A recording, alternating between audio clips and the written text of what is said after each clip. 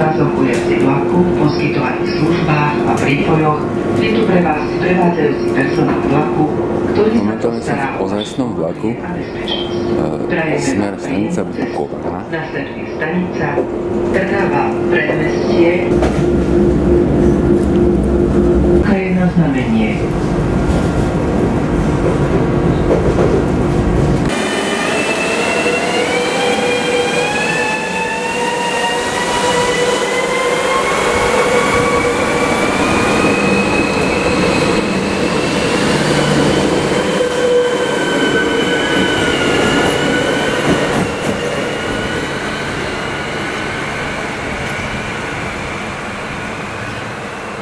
Vystupujem na stanici Buková. Je to taká malá stanička alebo zastávka, ako keby uprostred hôr.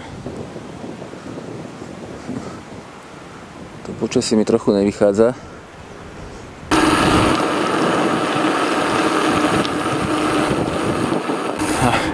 Dnes by som chcel zmapovať ešte jednu poslednú vetvu bývalých lesných železníc v okolí Dobrej Vody, a konkrétne tzv. Odbočku Slopy. Je to odbočka z tej trate, na ktorej som bol naposledy, medzi Dobrou Vodou, Širokou a Hladnou. A ja som to tam avizoval. Ukazoval to miesto, kde sa odbáča, a avizoval, že to ešte pôjdem prejsť. A teraz pôjdem trochu atypicky. Nie od začiatku odbočky, ale najprv nájdem koniec trate a pôjdem opačne smerom tej spomínanej odbočke. Momentálne som vystúpil na stanici Buková a budem pokračovať smerom k horárni Suchánka, kde niekde v lese by som mal nájsť terminál tej spomínanej trati, ktorú budem dneska mapovať. Prišiel som okolo horárne Raková a teraz, keďže som nestihol skorší vlak, už je dosť neskoro, tak by to chcelo nejakú kávu a teplý čaj. Počasie ma trochu zaskočilo. Na internete malo byť teplo a bez dažďa, a tu už začína nejak prskať, tak si to možno pokúsim trochu prečkať. Tu by mal byť taký útulný prístrešok.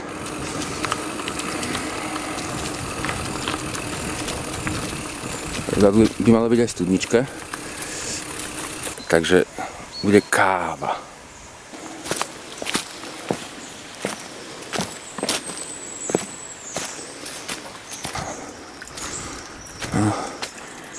V rámci šetrenia vodou budem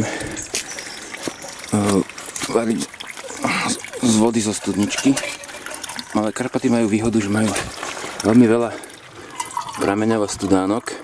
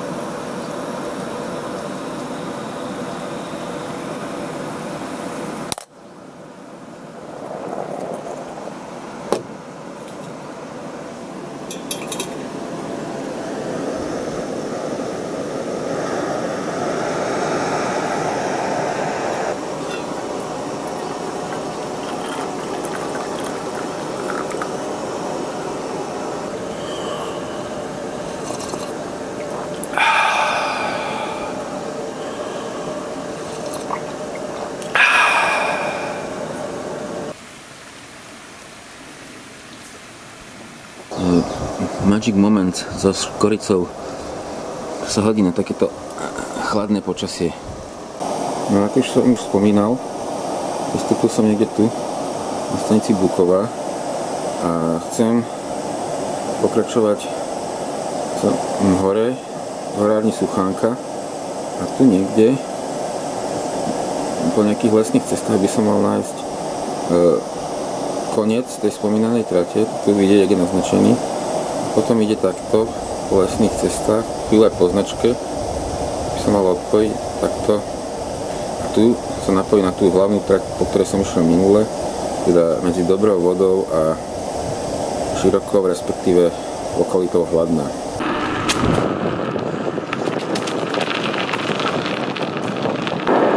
A ja pomaly mierne stúpam po krásnej lesnej asfaltke s výborným, relatívne novým povrchom.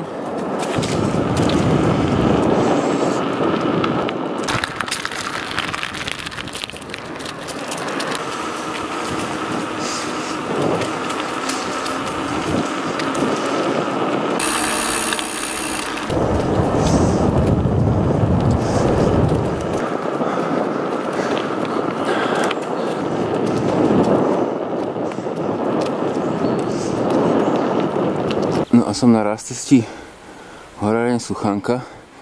Samotná Horáreň je tuto kúsok ďalej po tejto ceste, ale tam teraz nebudem zachádzať. A idem ďalej smerom na Dobrú Vodu, kde odbočím doľava niekam do lesov. Už cesta má kamenný povrch. A tu hneď už je spomínaná odbočka, dokonca je značená s názvom Pod Slopami. Tak sa vlastne volá aj vetva tej železnice, ktorú ideme mapovať, takže idem správne. No, čo nejaké posledné stúpanie. No, trasa odbočila tu dole. Ja budem pokračovať ešte ďalej a musím sa napojiť na nejakú červenú značku, alebo to je zelená? No neviem, na nejakú značku a kúsok naspäť. A ide ďalej takýmto lesom.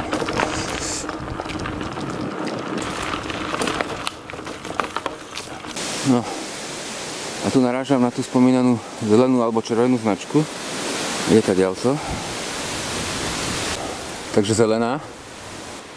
No podľa mňa som tu. Železnica prichádzala zrejme odtiaľ, tu zatáča. A tu niekde kúsok by mal byť ten úplný záver. Tak toto na mape. Na záver je tu. Pre mňa vlastne začiatok. No, takže som na mieste. To vypadá byť úplný záver tej trate. Tu na to je také nejaké nevyužívané. Tak to nejak to vypadá. No ale ja sa vracam na miesto, odkiaľ som prišiel a budem pokračovať takýmto úsekom, na ktorom je lesná cesta. Dokonca je to značené ako cyklocesta. To je také akoby alej. Taká priama rovná alej lesom. Tak mierne vyvýšená.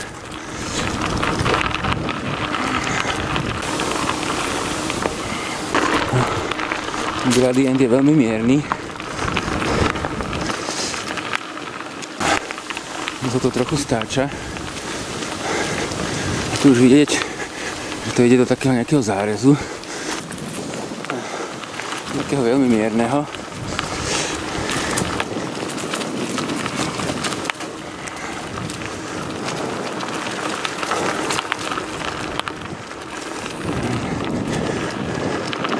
A tu vidieť, že ten násyp je veľmi výrazný. Tam hore. Inak je to úplne ukážkové. Z tejto strany je úplne vysoký.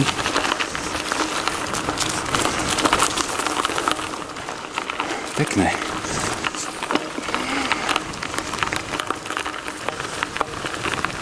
Je taká násyp v zákrute.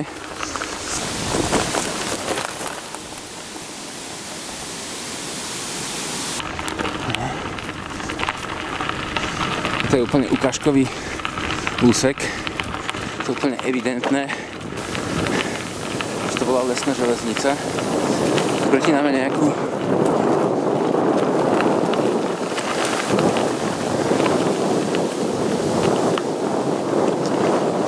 tak je to tak trošku zahlbené.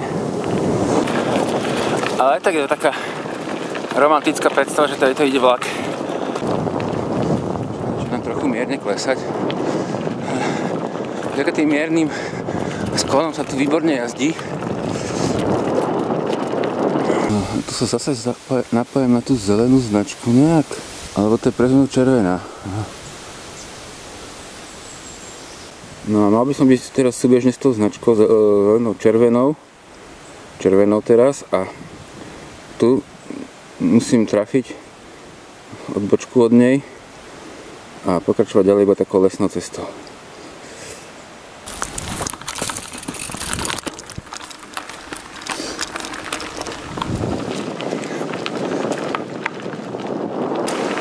Tuto sme trochu na násype, ale je to taká široká, to je taká klasická lesná cesta. Taká skoro vrstevnica.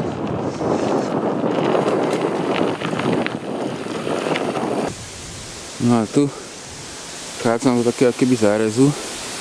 A tiež je to také jak klasická cesta lesná. Není to také zaujímavé ako ten úzky, vysoký násyp, po ktorom som prechádzal. No a tu som zrejme na mieste, kde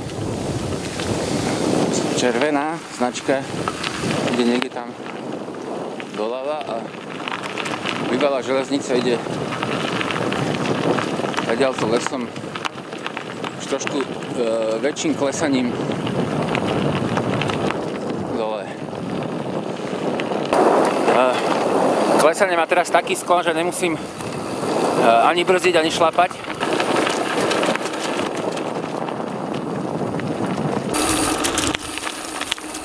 Tu je taká prúčia zákruta. Ten svah začína byť prúčší, tak trať musí trošku meandrovať.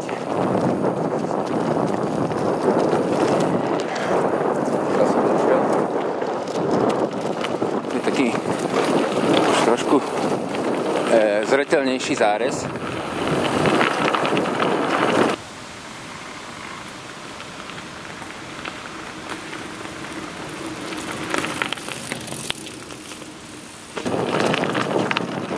Vrácame do takého akoby nejakého údolia.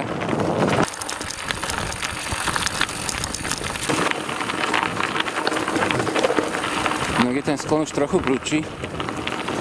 Neviem, že to ešte ten vlak dokázal výjsť a ubrzdiť.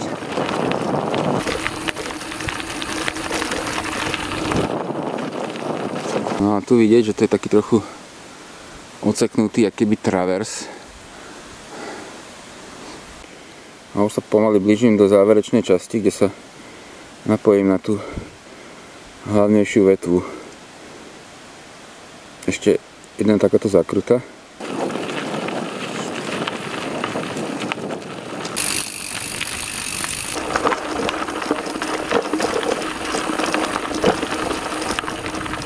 Zrejme tu bol nejaký taký občasný tok. A tu asi možno aj nejaký priepust. To je taký, keby do skal trošku vysekané.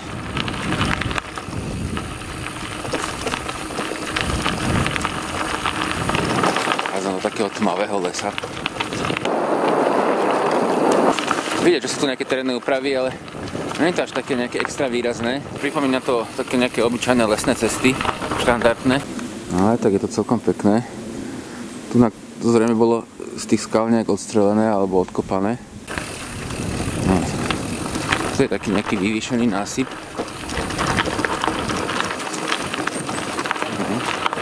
No, to je tiež celkom pekný úsek.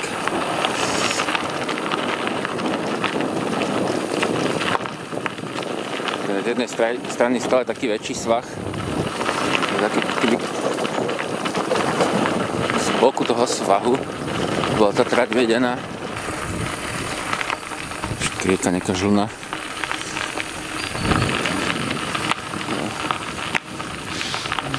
Ale je to tu celkom fotogenické. Vidíte, aké tá cesta pekne rovná.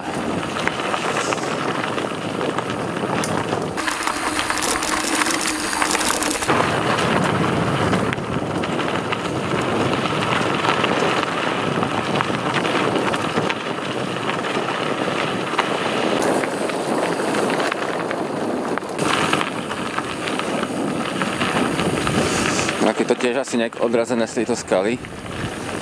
Pôvodne zrejme pokračovalo takto. A tu dole už vidím tú hlavnú trať, ktorú sa to odpájalo. No a už iba posledný kratučký úsek ku koncu trate.